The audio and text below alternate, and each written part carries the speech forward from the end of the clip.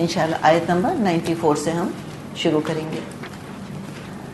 یعتذرون الیکم اذا رجعتم الیہم قل لا تعتذروا لن نؤمن لکم قد نبأنا اللہ من اخبارکم وسيرى الله عملكم ورسوله ثم تردون إلى عالم الغيب والشهادة فينبئكم بما كنتم تعملون.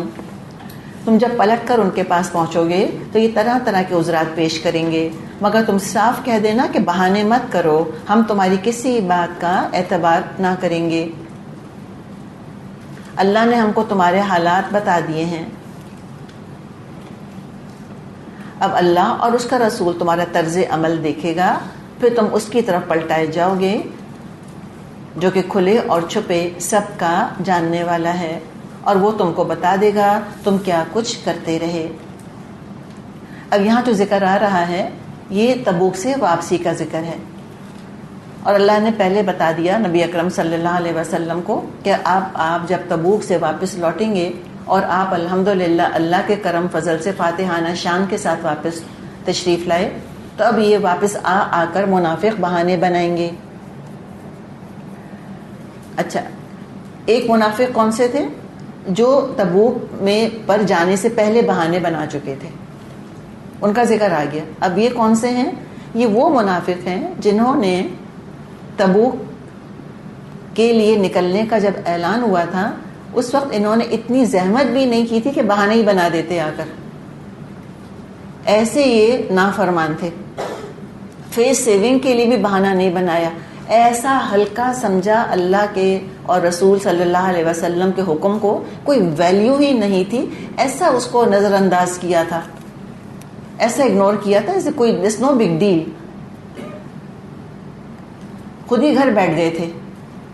تو اب کہہ دیا کہ آپ بھی اب ان کا لحاظ مت رکھیے گا، اور اللہ تعالیٰ نے رسول صلی اللہ علیہ وسلم کو باخبر کر دیا ان کے بارے میں کہ انہوں نے کیا حرکتیں کی ہیں.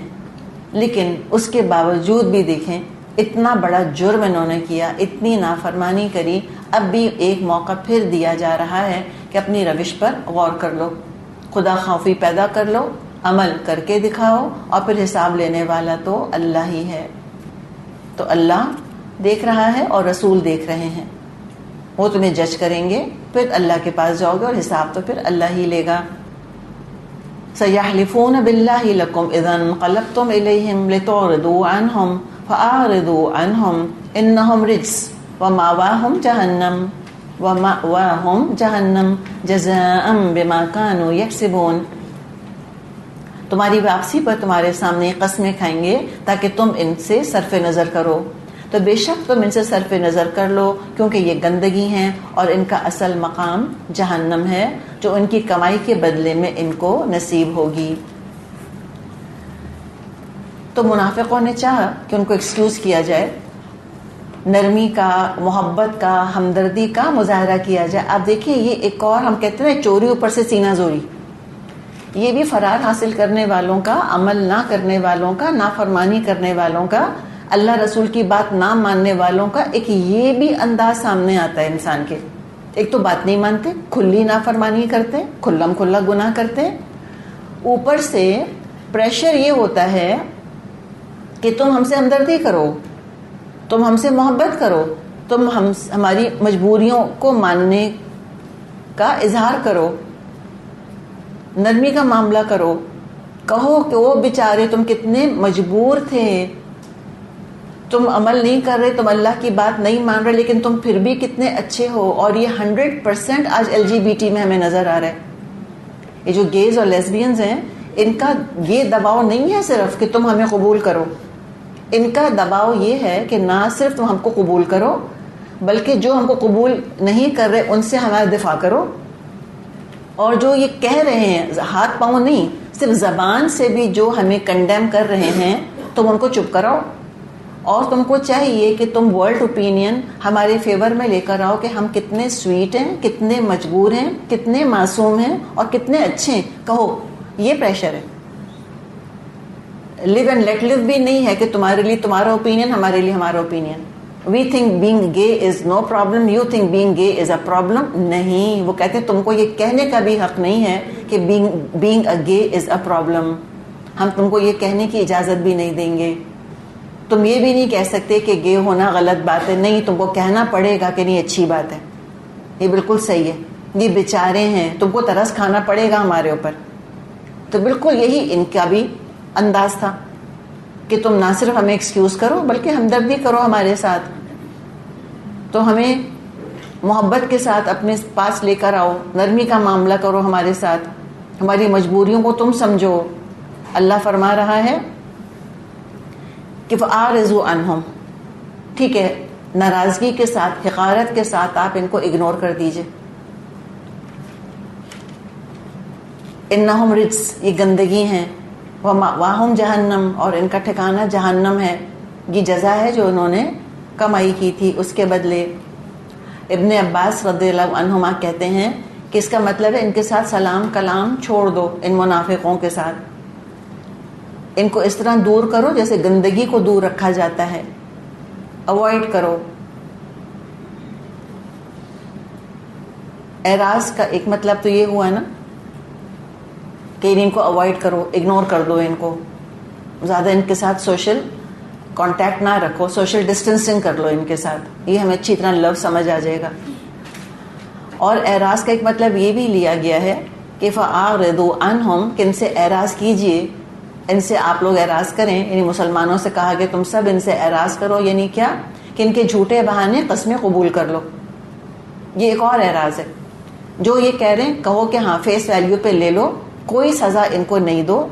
اور دنیا میں ان منافقوں کو سزا نہ ملنا دراصل آخرت کی سخت ترین سزا کی طرف اشارہ ہے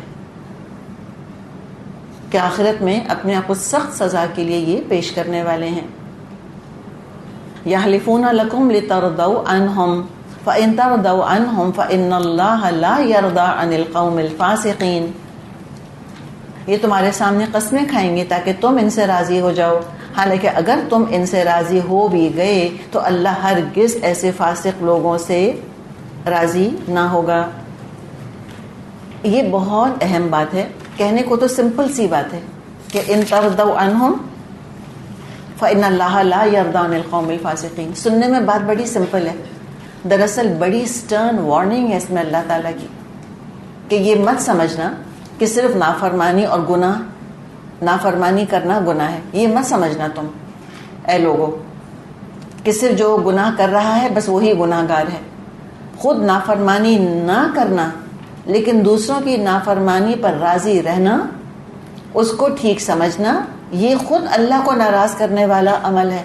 یہ جو اللہ نے کہا ہے کہ فإن اللہ لا یرضى عن القوم الفاسقین، کہ اللہ راضی نہیں ہے فاسقوں کے عمل سے، تم کیسے راضی ہوگے؟ ہاؤ ڈیئر یو سے اٹس اوکے، نو پرابلم.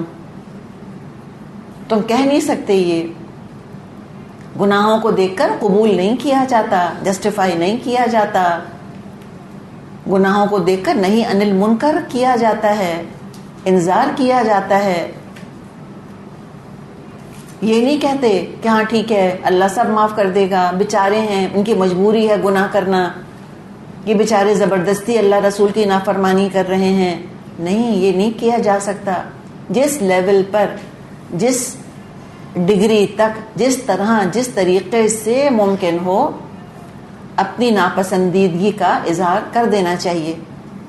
کبھی کنڈون نہیں کرنا چاہیے کسی کے گناہوں کو، تاکہ انسان خود کو اس گناہ میں حصے دار نہ بنائے. بہت امپورٹنٹ پوائنٹ ہے اگر ہم سمجھیں اس کو. الاعراب اشد کفرا ونفاقا واجدر الا يعلم حدود ما انزل اللہ علی رسولہ واللہ علیم حکیم. یہ بدوی عرب کفر اور نفاق میں بڑے سخت ہیں اور ان کے معاملے میں اس امر کے امکانات زیادہ ہیں کہ اس دین کے حدود سے ناواقف رہیں جو اللہ نے اپنے رسول پر نازل کیا ہے. اللہ سب کچھ جانتا ہے اور حکیم اور دانا ہے. پھر ذکر آ گیا اعراب کا، دیہاتوں اور صحراؤں میں رہنے والوں کا. دیکھیں موسم کی سختی، ماحول کی سختی، پیشے کی سختی، اس سے طبیعتوں کے اندر سختی آتی ہے. सूखी खुश्क जफाकशी की ज़िंदगियाँ थीं, खेती बाड़ी मवेशी पालना काम था। तो ये वो तमाम अवामिल थे, ये तमाम वो फैक्टर्स थे कि जिसकी वजह से इनमें खुश्क मिजाजी और अक्खड़पन और सख्ती पैदा हो गई थी। देखिए, हमारा ये ख्याल था कि शहर में रहने वाले बड़े सख्त दिल होते हैं और गाँव में रहने वाले बड़े नरम दिल होते हैं। मुझे आपका नहीं पता, मेरा अपना इम्प्रेशन ये था कि ये बड़े स्वीट होते हैं, बड़े सॉफ्ट होते हैं, बड़े रहम दिल होते हैं। और जब पाला पड़ा तो पता चले इट्स एग्जैक्ट ऑपोजिट। जो गांव के रहने वाले होते हैं ये बड़े ही सख्त दिल होते हैं, बड़े अक्खड़ होते हैं, बहुत बेरहम होते हैं, बड़े सख्त मिजाज होते हैं। इसलिए कि इस सख्त माहौल में वो रह रहे होते हैं, उसकी वजह से उनके अंदर वो चीज़ें पैदा हो जाती हैं। तो अब इनमें मुख्तलिफ किस्म की कैटेगरीज थी। ये इस तरह के देहाती लोगों के अंदर ये बाज़ ऐसे थे जो कोशिश भी नहीं कर रहे थे कि वो तालीम हासिल करें, और इसमें ये कसूरवार थे। आखिर ख़रीदो फ़रोख्त के लिए भी तो शहर आते थे, मवेशियों की फलाह बहबूद, खेतियों की बढ़ोतरी की भी तो फ़िक्र थी इनको, उसका तो इल्म हासिल कर लेते थे। उनको पता था खेती की, जानवरों की, मवेशी की हमें कैसे हिफाजत करनी है। तो फिर अपनी फलाह पर क्यों नहीं फ़िक्र की, अपनी फलाह के बारे में क्यों नहीं फ़िक्र की, अपनी नेकियों की खेतियों के बारे में क्यों नहीं फ़िक्र की इन्होंने। उसका भी इल्म हासिल कर सकते थे अगर चाहते तो ये बहाना इनका कबूल नहीं किया जाएगा कि हम गरीब थे या हम गांव में रहते थे इसलिए हमने इल्म हासिल नहीं किया। इनको चाहिए कि नेक अमाल की फसल लगाएं, इनको चाहिए इल्म हासिल करें, इनको चाहिए दीन के लिए मेहनत मुशक्क़त करें। तो इस्लाम क्या चाहता है कि माशरे के हर तबके तक दीन की तालीमात पहुंचनी चाहिए ताकि एक होमोजेनस सोसाइटी वजूद में आए।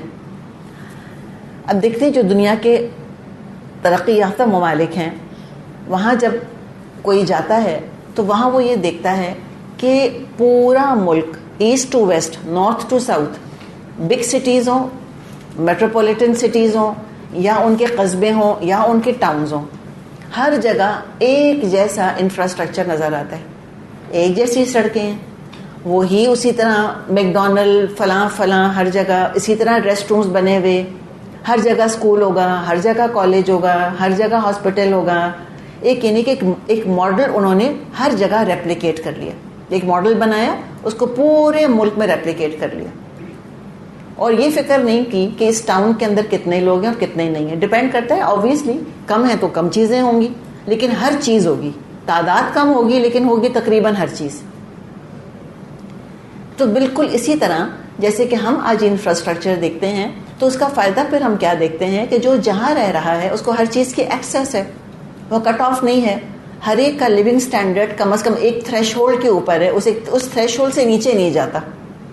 यानी कि एक अमेरिका का गरीब और एक पाकिस्तान का गरीब, ज़मीन और आसमान का फ़र्क है उसके अंदर। अमेरिका का गरीब कैसा होता है, कभी अगर आपका जाने का इत्तेफाक हुआ हो और आपने कभी उनके वो देखे हो वो गेटोज़ वगैरह जहाँ पे वो रहते हैं सारे, उसमें घर है, गाड़ी भी है, खाना भी है, सब कुछ है। यहाँ कौन खाता है मैकडॉनल्ड? पैसे वाले। वहाँ कौन खाता है? गरीब। गरीब भी यानी कि अफोर्डेबल खाना है ना उनके लिए। तो इससे आप यूँ समझें कि इस्लाम खुद ये चाहता है, इस्लाम चाहता है कि दीन का इंफ्रास्ट्रक्चर पूरे इस्लामी हुकूमत में यकसां फैला हुआ होना चाहिए ताकि कम से कम ईमान वाला भी एक ख़ास थ्रेशहोल्ड से नीचे ना गिरने पाए। ये अनसीन इंफ्रास्ट्रक्चर है इस्लाम का, यानी इस्लाम की रूह पूरे मुल्क में परमिएट की जानी चाहिए। अच्छा, अब ये होगा कैसे?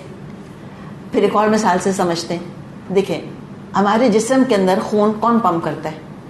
दिल पंप करता है। दूर दराज गोशों तक खून पंप कर देता है, और जो हिस्सा खून को कबूल नहीं करेगा गलेगा, सड़ेगा या नहीं?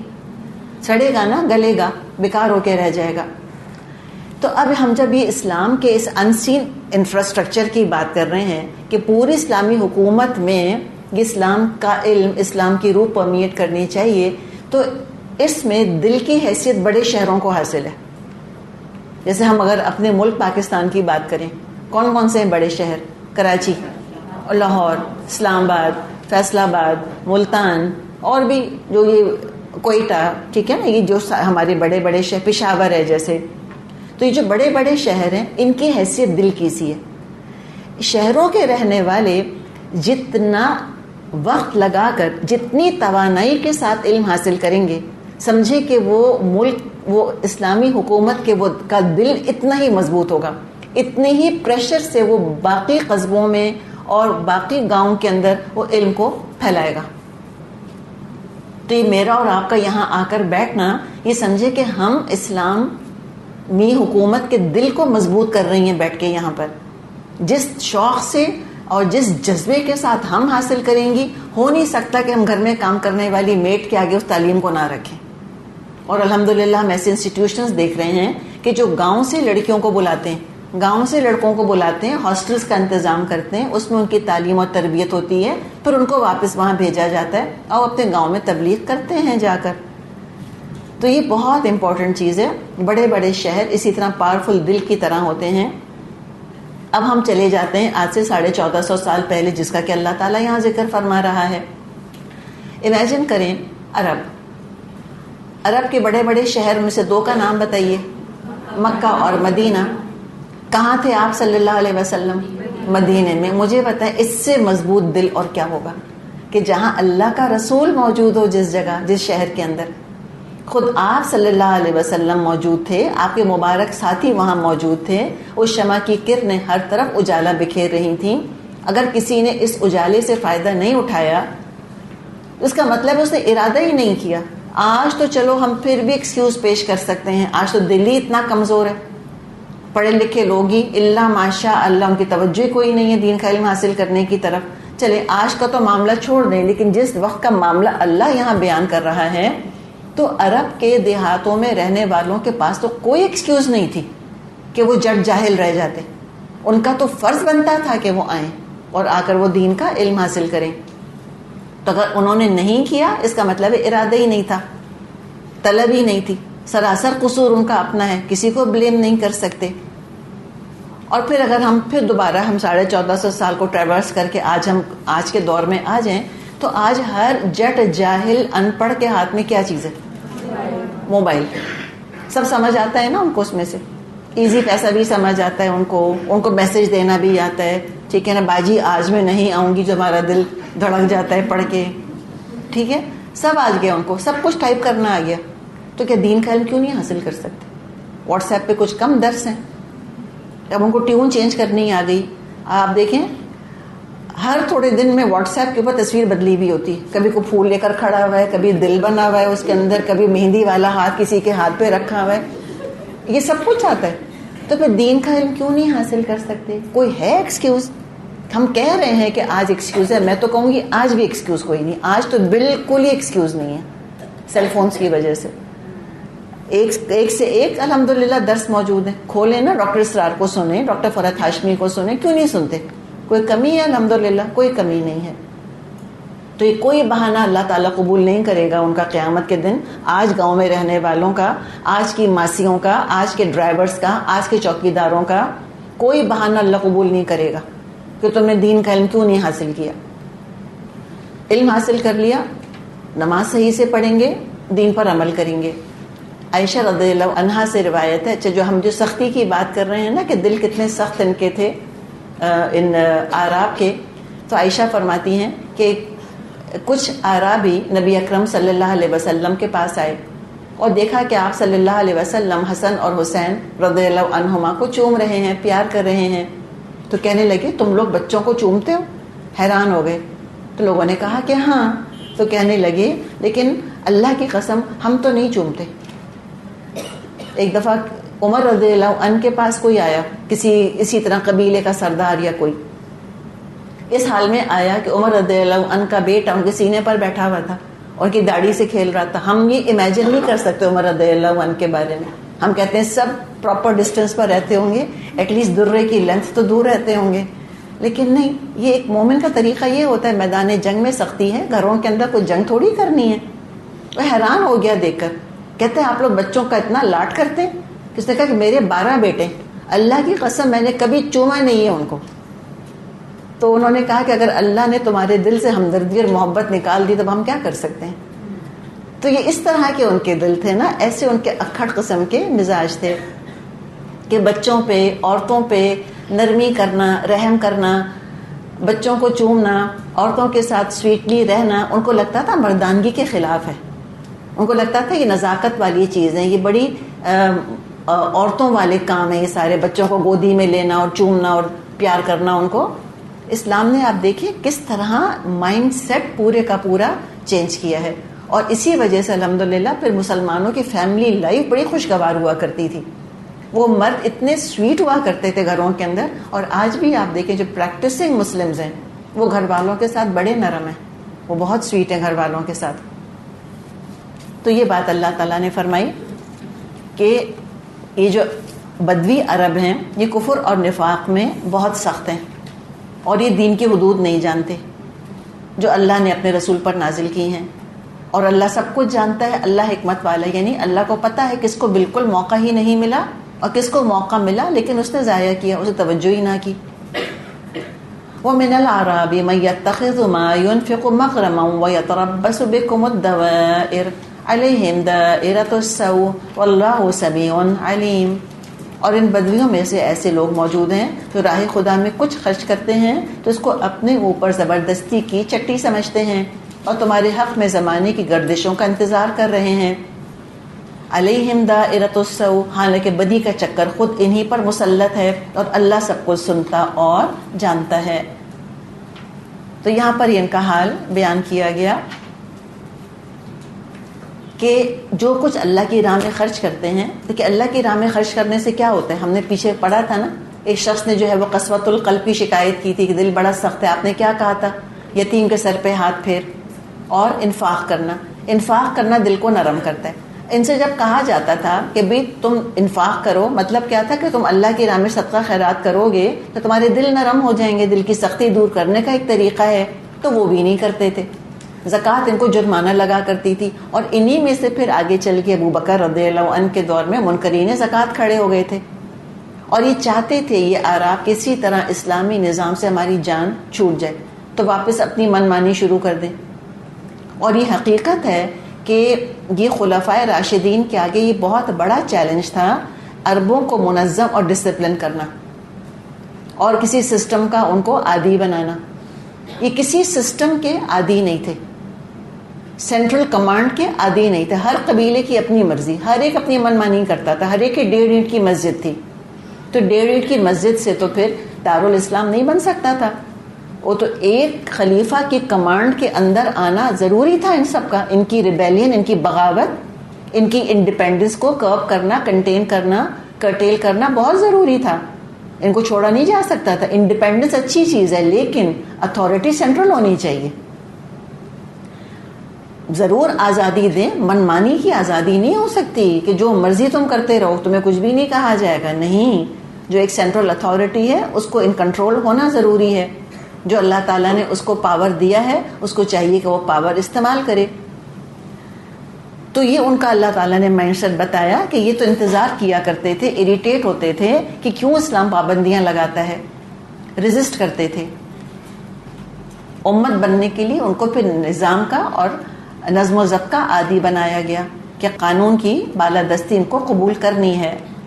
کوئی نیشن گریٹ نہیں ہو سکتا اگر سب اپنی اپنی ڈفلی اپنا اپنا راگ الاپتے رہیں. تو ان کے ساتھ بھی سختی کی گئی. ابو بکر نے تو باقاعدہ جنگیں کی ان کے ساتھ، تو آخر پر سارے کے سارے مطیع اور فرما بردار ہو گئے اللہ کے فضل سے. اب آگے ایک اور کیٹیگری آ رہی ہے کہ سارے کے سارے گاؤں میں رہنے والے دیہاتی یا یہ خانہ بدوش یا یہ جپسیز یا یہ بنجارے ایسے نہیں ہیں، اچھے بھی ہیں ان کے اندر. تو یعنی اگر ایک سیمپل سائز نکل رہا ہے ان کے اندر سے ایسے لوگوں کا کہ جو دین کا علم حاصل کر رہے ہیں، اس کا مطلب کیا ہوا کہ اگر وہ کر سکتے ہیں تو یہ بھی کر سکتے تھے باقی لوگ بھی. فرمایا وَمِنَ الْأَعْرَابِ مَن يُؤْمِنُ بِاللَّهِ وَالْيَوْمِ الْآخِرِ وَيَتَّخِذُ مَا يُنْفِقُ قُرُبَاتٍ عِندَ اللَّهِ وَصَلَوَاتِ الرَّسُولِ أَلَا إِنَّهَا قُرْبَةٌ لَهُمْ سَيُدْخِلُهُمُ اللَّهُ فِي رَحْمَتِهِ إِنَّ اللَّهَ غَفُورٌ رَحِيمٌ. انہی بدویوں میں کچھ لوگ ایسے بھی ہیں جو اللہ اور روز آخر پر ایمان رکھتے ہیں اور جو کچھ خرچ کرتے ہیں اس کو اللہ کے ہاں تقرب کا اور رسول کی طرف سے رحمت کی دعائیں لینے کا ذریعہ بناتے ہیں. ہاں وہ ضرور ان کے لیے تقرب کا ذریعہ ہے اور اللہ ضرور ان کو اپنی رحمت میں داخل کرے گا. یقیناً اللہ درگزر کرنے والا اور رحم فرمانے والا ہے. یعنی انہی لوگوں میں سے ایسے بھی ہیں جو نکل کر آئے، جنہوں نے علم حاصل کیا، صحبت سے فائدہ حاصل کیا، اور جو پکے مومن بن گئے. اپنا وقت، اپنی عقل کا حصہ علم حاصل کرنے کے لیے لگایا اور اللہ کی راہ میں خوشی خوشی خرچ کیا انہوں نے. دیکھیے آج جو ہے نا ہمارا زکوٰۃ کا تصور خالی سونا اور چاندی اور کیش کے ساتھ محدود ہو کے رہ گیا. زکوٰۃ خالی سونے چاندی اور کیش پہ نہیں ہے. زکوٰۃ جو ہے وہ جانوروں کے اوپر بھی ہوتی تھی، کھیتیوں کے اوپر بھی عشر اور اس طرح کے مختلف ٹیکسز تھے. جو ٹیکسز تو خیر لفظ استعمال نہیں کرنا چاہیے، یعنی اسلام نے یہ ایک امپوز کیا ہوا تھا کہ اتنا خراج دینا ہوگا، اتنا عشر نکلے گا، اگر نہریں ہیں تو اتنا دو گے، بارش سے کھیتی سیراب ہوتی تو اتنا دو گے. تو جو گاؤں والے تھے ان کو زکوٰۃ کے بھی سارے مسائل کا پتہ ہونا ضروری تھا کہ اتنے مویشی ہیں تو ہم اس پہ اتنا دیں گے. ہماری کھیتی جو ہے وہ سال میں ایک دفعہ کٹتی ہے یا سال میں 2 دفعہ ہمارا کراپ جو ہے وہ گرو ہوتا ہے، اس کے حساب سے ان کو اس پہ زکوٰۃ دینی تھی. تو یہ ایسے تھے جو سارا علم حاصل کرتے تھے اللہ کی راہ میں، پھر وہ خوشی خوشی پیسہ دیا کرتے تھے. اور جو بھی آتا تھا انفاق کرتا تھا، آپ صلی اللہ علیہ وسلم کو آ کے ڈونیشن دیتا تھا، آپ ان کو دعائیں دیا کرتے تھے. تو ہر انفاق کرنے والے کے ساتھ نبی اکرم صلی اللہ علیہ وسلم کی دعا ہے انشاءاللہ. اور اس طرح وہ خرچ کر کے اللہ کا قرب چاہتے تھے. تو اللہ تعالیٰ نے خوشخبری سنا دی کہ ان کو اللہ کا قرب حاصل ہو گیا. الا انہا قربۃ لہم، وہ قربات یعنی اللہ کا قرب چاہتے تھے صدقہ دے کر. اور صلوات رسول، صلوات رسول سے مراد یہاں پر دعائیں ہیں، رسول کی دعائیں لینا چاہتے تھے. اور یہ ہم آج کل یہ تو بہت سنتے کہ دعا کریں میرے لیے، دعا کریں میرے لیے. اصل میں اگر ہم اپنا مائنڈ سیٹ یہ بنا لیں کہ مجھ کو دعائیں لینے والا بننا ہے، کروانے والا نہیں، لینے والا. اور کرانے کے لیے خالی زبان ہلانی ہے نا کہ دعا کریں میرے لیے، آپ نے ذمہ داری کسی اور پہ ڈال دی. دعائیں لینے کے لیے ذمہ داری کس پر آتی ہے؟ خود اپنے اوپر آتی ہے. خود دعا لینے والے بنے کہ ماں آگے بڑھ کر ماتھا چومے، سینے سے لگائے، باپ کے چہرے پر خوشی آئے، نانی دادی ساس سسر خوش ہوں. تو یہ دعائیں لینا یہ محنت طلب کام ہے. تو یہ پیسہ دیتے تھے پھر دعائیں لیتے تھے، آ کے آرڈر نہیں دے دیتے تھے اللہ کے رسول کو آپ دعا کریں ہمارے لیے. نہ، یہ طریقہ ذرا سا اصلاح طلب طریقہ ہے جو آج کل ہم نے اختیار کر لیا ہے.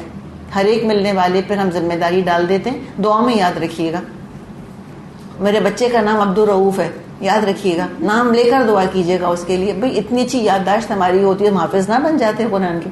اپنے بچوں کے نام بعض دفعہ سوچنے پڑ جاتے ہیں، تو ہم آپ کے بچے کا نام تو کیسے یاد رکھیں گے؟ اور کہیں ان کو کہ نہیں بھائی آپ کے بچے کا نام یاد نہیں رہے گا، پھر دہرائیں گے عبدالرؤوف، میں میسج کر دوں گی آپ کو.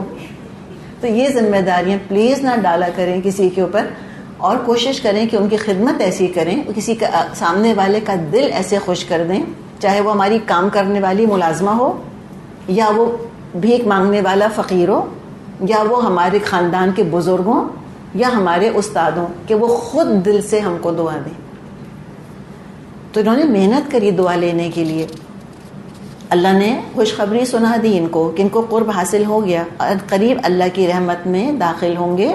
اللہ بڑا غفور اور بڑا رحیم ہے، اور ظاہر ہے اللہ کی جو رحمت ہے اس کا اظہار تو آخرت میں جنت کی شکل میں ہوگا. عبداللہ بن ابی اوفا رضی اللہ عنہ فرماتے ہیں کہ جب کوئی گروہ رسول اللہ صلی اللہ علیہ وسلم کے پاس صدقہ لے کر آتا، آپ اس کو دعا دیتے. آپ کیا دعا دیتے؟ اللہم صلی علی فلان. ابھی فلان کا لفظ فلان کہتے ہیں نا، کہ اللہ تعالیٰ تو اپنی سو اینڈ سو پر اپنی رحمت نازل کر. یعنی کہ اس وقت اس کا نام لیتے تھے نا، پرسنلی دے رہا ہوتا تھا. تو جب ان کا خاندان آیا اور ان کے ابو نے آ کر زکوٰۃ دی، تو کہتے ہیں جب میرے والد زکوٰۃ لے کر آئے، آپ کی خدمت میں پہنچے، آپ نے دعا دی اللہم صلی علی آل ابی اوفا، اے اللہ ابی اوفا کے آل پر رحم فرما. تو یہ طریقہ ہے، کوئی زکوٰۃ اگر لا کر دے تو اس کو دعا دینی چاہیے، کوئی صدقہ دے اس کو دعا دینی چاہیے. نیچے ہمارے یہاں زکوٰۃ صدقہ باکس رکھا ہوا ہے نا، اس پر اسی طرح ایگزیکٹلی یہی دعا ہم نے چپکائی ہوئی ہے، پیسٹ کی ہوئی ہے کہ اللہم صلی علی فلان. فلان سے مطلب جو بھی صدقہ ڈال رہا ہے اس کے اندر، اللہ تعالیٰ تو اس کو اجر دے، اس پر اپنی رحمت نازل فرما. چلیں جی الحمدللہ، رکوع ہوا ہمارا یہاں پہ مکمل.